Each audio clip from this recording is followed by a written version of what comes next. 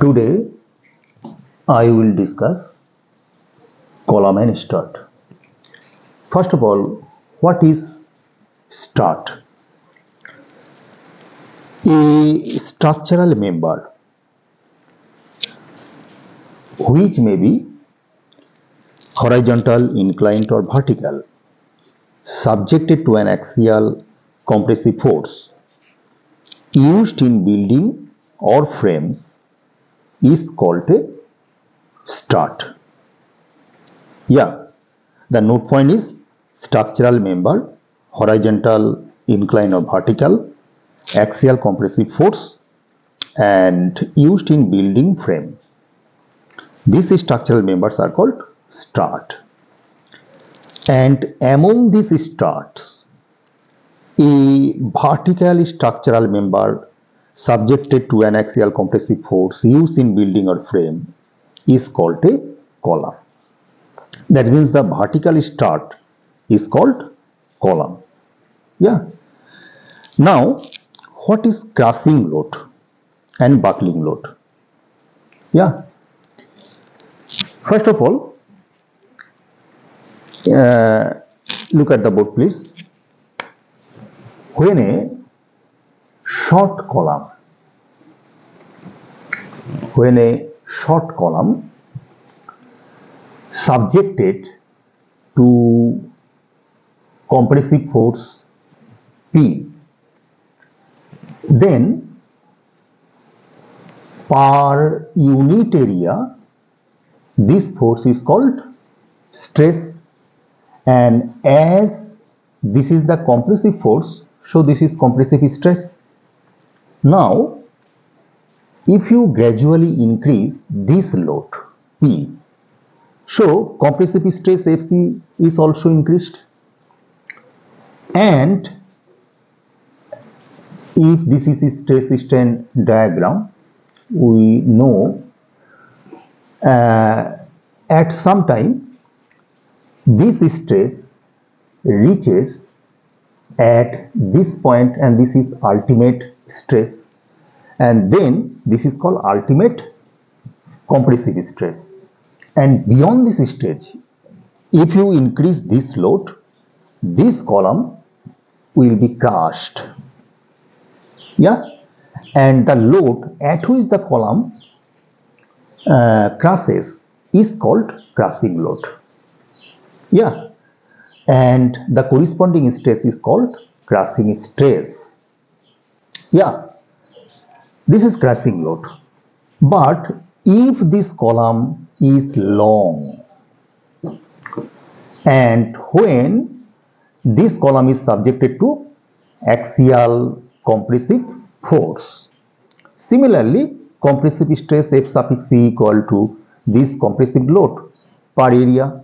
Yeah, and if you gradually increases this load, and this compressive stress is also increases, and the load at which the column just buckle, this load is called buckling load.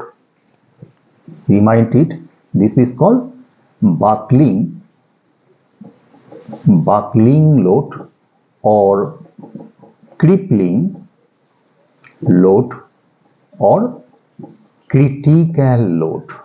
Yeah, the load at which the long column just buckle, this is called buckling load, critical load or crippling load. Yeah. Now, what is Euler's formula? Yeah. The formula which is used to find out the crippling load, that means the load at which the long column just buckle, this theory is called Euler's column theory. Yeah, the theory which is used to find out the value of crippling load for long column, this theory is called Euler's column theory. Yeah, and why this theory isn't used for short column? Yeah, because when force is subjected to column, yeah, direct stress is induced in material at the spot where you apply this force. This is called direct stress. And for long column, this direct stress is negligible. But for short column, this direct stress is considerable. Yeah, and Euler's column theory is used in the column where actually direct stress is negligible. And for this reason, Euler's column theory isn't used for short column. This is the first reason. The second reason, here this is a long column and subjected to axial compressive force. That means here this is crippling load PC, and for long column this crippling load, if this column is hinged at both ends, then this load is equal to pi square EI by L square. Yeah. Now I, E for Young modulus, I for moment of inertia, and L for actual length of the column. Now I for moment of inertia, and this is equal to area into k square. Here k equal to least radius of gyration. Yeah. So this is by L square, and pi square EA, and here this is, you may be written in this form. This k square, here this is L by K whole square. So crippling load equal to this. Here L by K is called slenderness ratio. Slenderness ratio, L by K. Yeah, this is crippling load. So crippling stress, this is equal to load per area. So here this area and this area can be cancelled. So here it is equal to pi square E by L by K square. Yeah, this is crippling stress, remind it. This is crippling stress. Yeah, for long column, this crippling stress is not greater than crushing stress. At least it is equal to crushing stress. And if this is crippling stress equal to crushing stress, that means this crippling stress U may be considered as crushing stress. Yeah, this is crushing stress. So crushing stress equal to, this is pi square E by L by K whole square. Yeah, and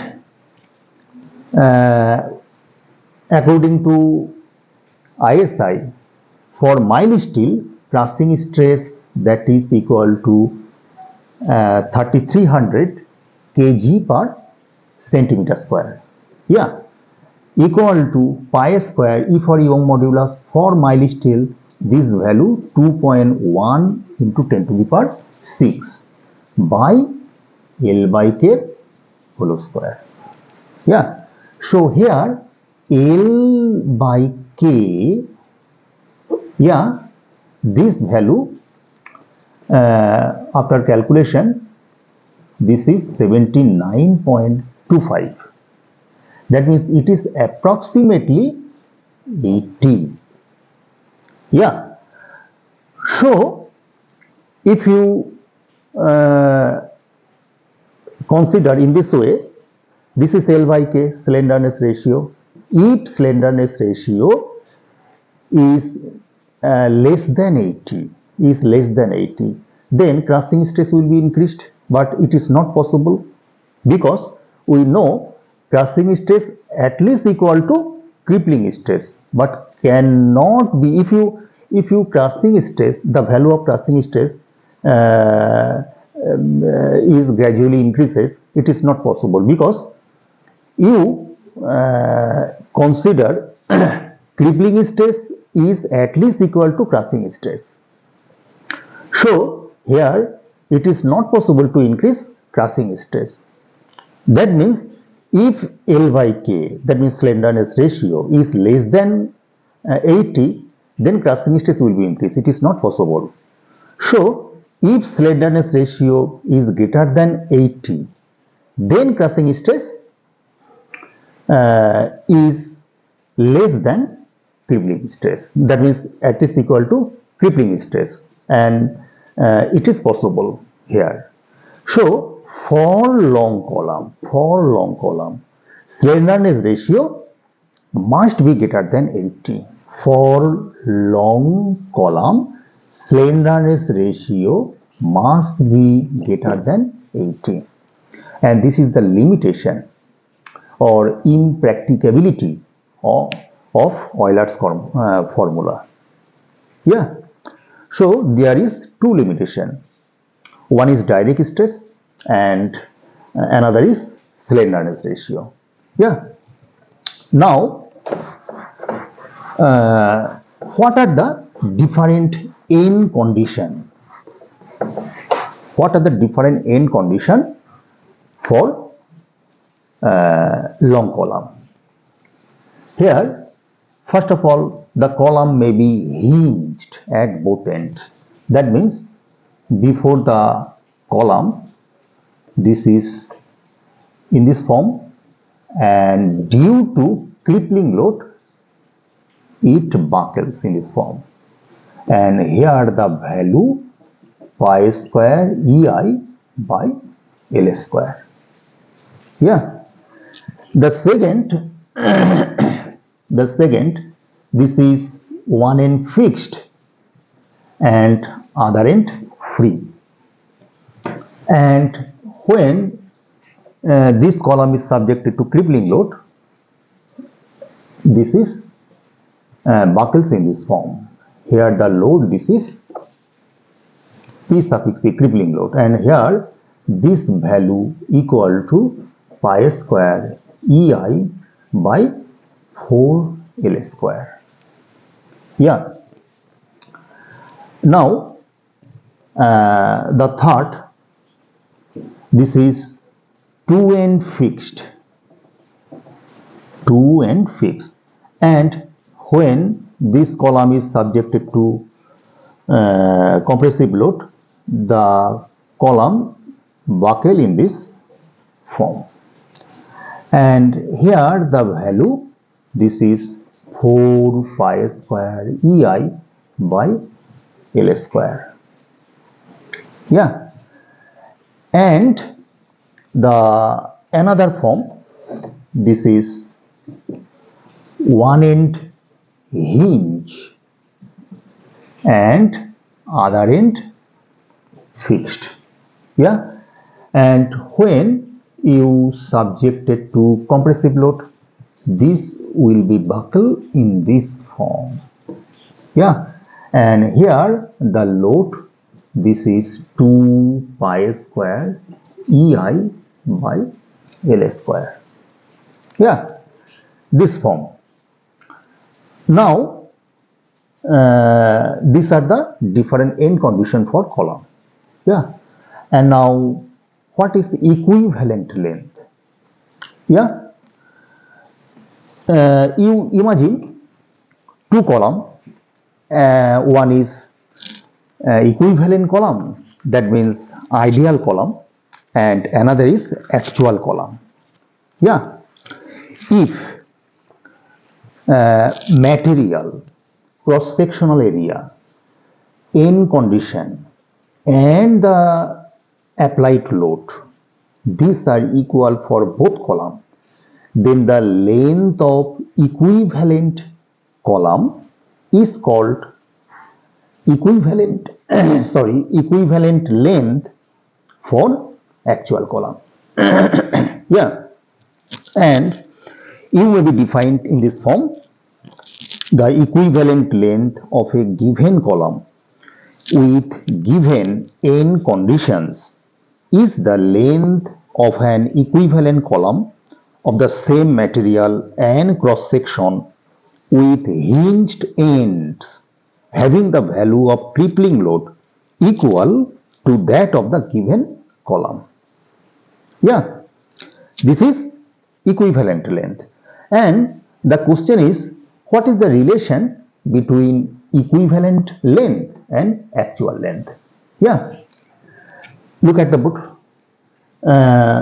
When the column is hinged at both ends, this crippling load is equal to this, and every crippling load, each crippling load, you must be converted in this form. That means equivalent length in this form. And you from this equation can be written, this is capital L equal to small l. Yeah, and this is the relation between the equivalent length and actual length for the column hinged at both ends. Yeah. Now the second is one end fixed, other end free. Crippling load here this, and U may be written in this form: pi square EI by capital L square, and here capital L equal to 2L. Yeah, that means here capital L equal to 2L. This is the relation between equivalent length and actual length for the column one end fixed and other end free. Third is, if two end fixed, then this formula can be written in this form: pi square EI by L by 2 the whole square, and every formula must be written in this form. So here capital L, that is equal to small l by 2. Yeah, so here this is the relation for two end fixed column. Capital L equal to small l by 2. Now the fourth end condition, one end fixed and another end hinge, and U may be written in this form: pi square EI by L by root 2 third square. Yeah, and here U may be written in this form: this is pi square EI by capital L square. So for this condition, here capital L equal to L by root 2. Capital L equal to L by root 2. Yeah, these are the relation between equivalent length and actual length for the different column for different end condition. Yeah, this is equivalent length.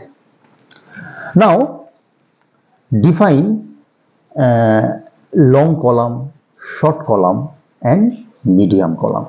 Yeah, from the limitation of Euler's formula, we know for long column slenderness ratio must be greater than 80. That means the column whose slenderness ratio must be greater than 80. First point. Second point, failure